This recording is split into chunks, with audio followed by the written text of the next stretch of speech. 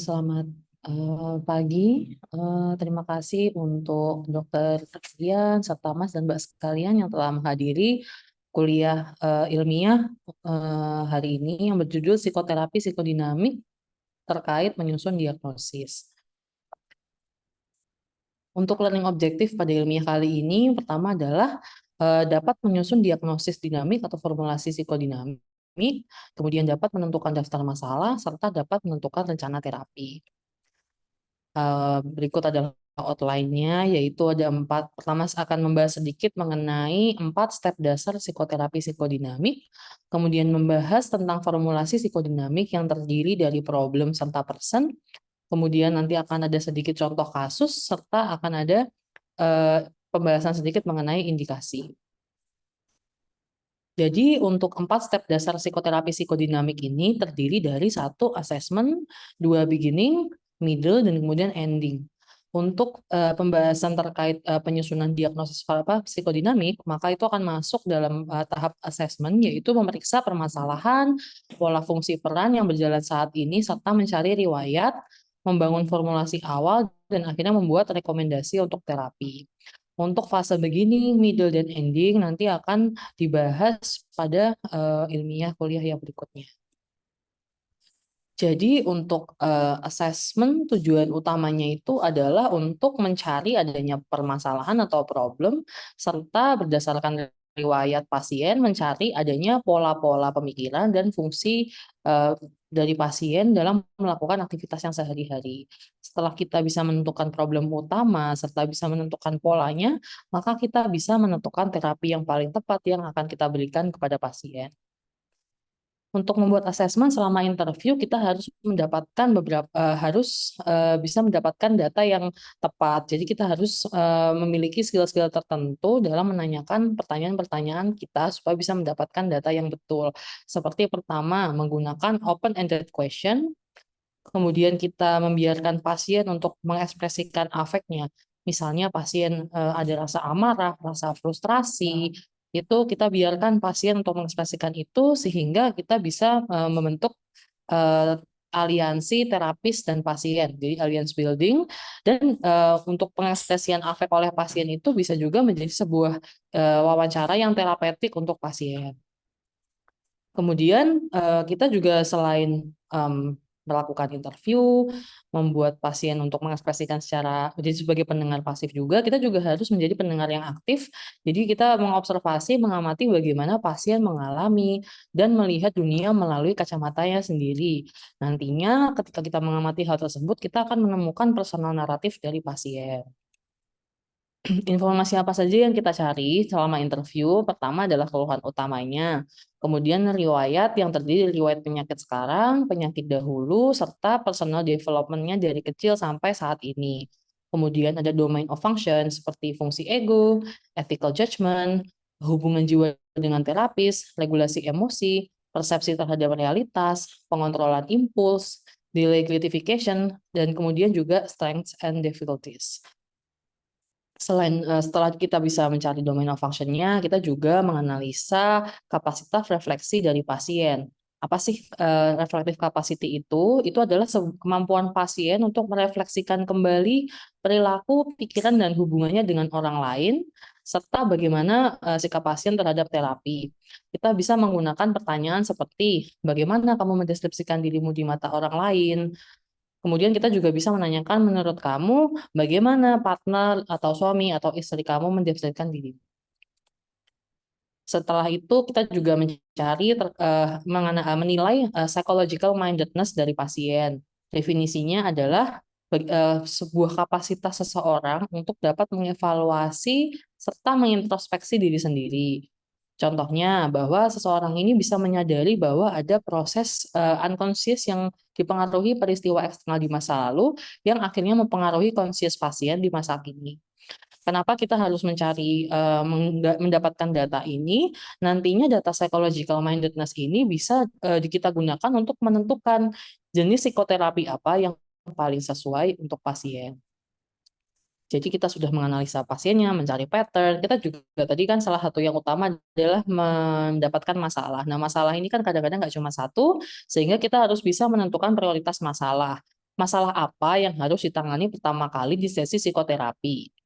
Kemudian setelah masalahnya sudah tercover, pattern, fungsi dan perilakunya tercover, kita juga harus mencari apa motivasi, resource, serta kondisi hidup pasien saat ini.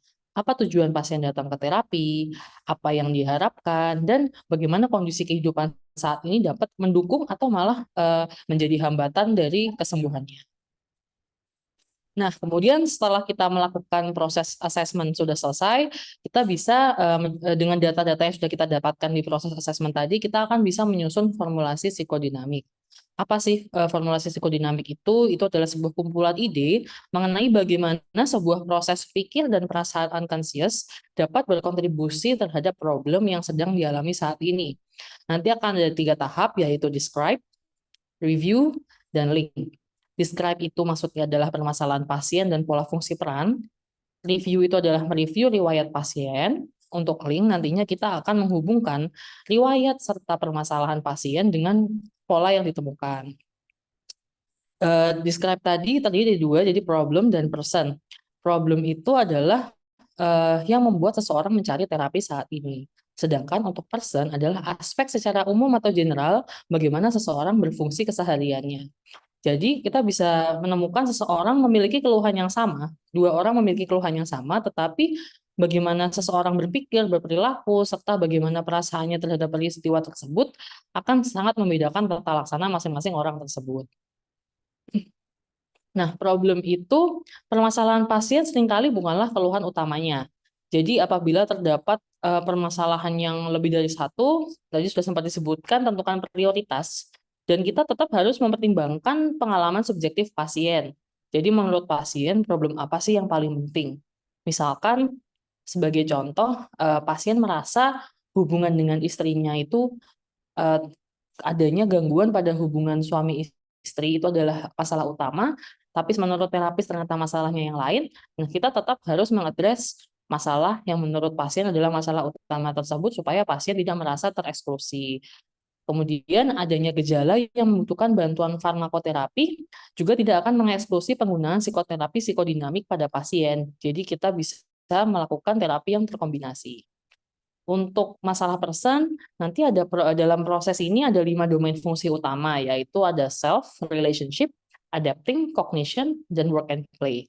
Untuk self itu adalah pengalaman dalam diri dan kemampuan meregulasi self-esteem, sedangkan relationship adalah hubungan dengan orang lain, adapting adalah karakter pasien dalam menghadapi stres, cognition adalah cara mengambil keputusan, untuk work and play adalah pola kerja dan relaksasi dari pasien. Untuk review di sini, pada tahap ini kita akan melakukan review kembali riwayat perkembangan personal pasien sebelumnya. Jadi kita akan mencari, pertanyaan besarnya adalah why this person has these difficulties now. Jadi mengapa seseorang ini bisa memiliki permasalahan saat ini? Karena menurut teorinya adalah, sebuah kesulitan yang kita alami saat ini itu sebenarnya merupakan, tumpukan dari permasalahan-permasalahan di masa lalu. Tiap developmental phase ini akan memiliki, menurut Erikson, itu memang memiliki, permasalahan-permasalahan dan historical elements yang penting masing-masing. Sebagai contoh untuk prenatal development, maka event-event pada saat kelahiran. Kemudian kalau untuk fase awal adanya, attachment, keterikatan, kemudian, bagaimana seorang, lingkungan pada saat seorang anak ini lahir, kualitas hubungannya dengan apa, perawat caregiver utamanya, itu akan sangat membentuk bagaimana, seseorang anak ini berkembang di kehidupan awalnya. Kemudian kita masuk ke link, pada fase ini kita menghubungkan deskripsi problem dan person yang sudah kita dapatkan sebelumnya, dengan riwayat perkembangannya, dan apakah itu berhubungan dengan difficulties yang dialami pasien saat ini. Setelah kita menemukan narasi ini, formulasi ini akan menjadi kunci dalam penentuan tujuan akhir terapi. Sekarang untuk bisa lebih memahami dengan lebih baik, kita akan menggunakan contoh kasus. Keluhan utamanya, Mr. X sering bertengkar dengan istrinya. Jadi kita bisa menilai problem di sini adalah marital discord. Permasalahannya secara singkat, istri merawat ibunya yang sedang sakit di rumah yang sama dengan Mr. X ini. Nah, setelah itu Mr. X menjadi sering bertengkar dengan istrinya. Kita analisa personnya dengan self, Mr. X memiliki kesadaran akan identitas dirinya yang jelas dan dapat mengatur self-esteemnya dengan jelas. Jadi sebenarnya secara self, Mr. X memiliki self yang cukup baik. Untuk relationship, Mr. X dapat memiliki hubungan jangka panjang dengan orang lain sebelumnya. Mr. X juga dapat memahami nuans dalam hubungan dan memahami bahwa seseorang dapat memiliki kualitas positif dan negatif. Untuk adaptingnya, dasar mekanisme adaptasi Mr. X ini ternyata adalah represi. Jadi Mr. X berusaha tidak menunjukkan perasaan kuat dan cenderung mensublimasi rasa cemas dan agresinya dengan olahraga serta mengisolasi afeknya. Jadi kita di fase ini mencari apakah ada mekanisme adaptasi yang sekiranya dapat berujung kepada difficulties dari Mr. X. Dari segi kognitif, Mr. X biasanya memiliki kemampuan judgement yang baik, full-headed. Oleh karena itu, kemarahan yang ia rasakan saat ini dirasakan menonjol dan aneh oleh Mr. X. Dan Mr. X ini memang memiliki level psychological mindedness yang baik dan bisa mengerti kapan harus meminta bantuan. Untuk work and play, Mr. X bekerja di tempat yang dia suka, dapat bekerja dengan sangat baik, dan memiliki hobi yang dia lakukan, tetapi mengalami kesulitan untuk rileks di saat weekend. Nah, kita review, Mr. X adalah anak laki-laki pertama dari 2 bersaudara laki-laki, dan ternyata kita temukan masalah bahwa di usia 5 tahun ibu pasien meninggal, kemudian ayah pasien menikah lagi setelah 2 tahun kematian ibu.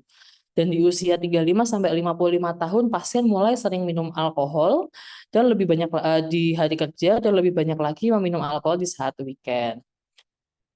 Akhirnya kita berusaha menghubungkan adanya review perkembangan serta problem dan person pasien tadi. Kita hubungkan dengan Mr. X mengidentifikasi problem utamanya sebagai konflik interpersonal dengan istri. Mr. X sebenarnya memiliki banyak strength, secara umum memiliki nilai diri yang berkembang dengan baik, hubungan yang baik dengan orang lain, dan memiliki cara yang baik untuk menangani stres. Tantangan utama Mr. X adalah tendensinya untuk memendam emosi yang kuat dari pikiran sadar. Mr. X kemungkinan memiliki kecemasan bahwa situasi dengan ibu mertuanya membuat perhatian yang biasa pasien terima dari istrinya berkurang, sehingga pasien bereaksi dengan mengalami kecemasan, kemarahan, dan irritable. Nah, jadi setelah kita dapat deskripsi kasus tadi, ada beberapa pasien yang ternyata membutuhkan psikoterapi psikodinamik dalam terapinya. Kapan sih sebenarnya psikoterapi psikodinamik itu diindikasikan? Jadi psikoterapi psikodinamik ini diindikasikan jika dalam formulasi psikodinamik ditemukan adanya faktor unconscious serta problem yang muncul secara akut dan persisten di domain fungsi. Karakteristik pasien juga akan menentukan pendekatan psikodinamik mana yang akan kita gunakan. Misalnya, karena ada 2 tipe, jadi ada tipe uncover dan tipe support. Untuk tipe uncover ini, kita akan membantu pasien untuk menyadari bahwa faktor unconscious yang mempengaruhi pengambilan keputusan pasien, sehingga pasien dapat memiliki lebih banyak kebebasan dalam mengambil keputusan. Untuk tipe yang support, nanti kita akan lebih membantu fungsi pasien yang menurun untuk memperbaiki situasi pasien saat ini. Nah, pada kasus Mr. X tadi, kita bisa menggunakan tipe uncover misalnya bahwa menyadarkan pasien bahwa ternyata selama ini ada kecemasan untuk ditinggalkan oleh ibunya, sehingga ketika istrinya itu memiliki sumber perhatian lain yaitu mertuanya, Mr. X merasakan sebuah kecemasan yang tidak biasa ia rasakan sehingga dia tidak mendevelop sebuah kemampuan untuk beradaptasi dengan perasaan tersebut yang akhirnya reaksi yang keluar adalah kemarahan dan iritabilitas. Jadi kalau misalnya dengan Mr. X yang memiliki psychological mindedness yang baik, kita bisa mencoba uncover supaya dia menyadari bahwa oh ternyata rasa stres saya ini terbentuk dari proses nirsadar yang terjadi selama ini. Jadi kalau kita simpulkan dari formulasi psikodinamik sampai ke terapi tadi, misalnya keluhan marital discord, adanya konflik dengan istri, formulasi psikodinamiknya adalah duka yang belum terselesaikan dan adanya kecemasan yang tersembunyi. Targetnya kita adalah membuat pasien lebih sadar akan emosi dan perasaan dirinya, membuat pasien sadar akan mekanisme adaptasi yang pasien miliki, dan psikoterapi yang tepat adalah psikodinamik dengan pendekatan uncover. Begitu, terima kasih atas perhatiannya, mohon asupannya Mas dan Mbak serta Dr. Yan, matur nuwun.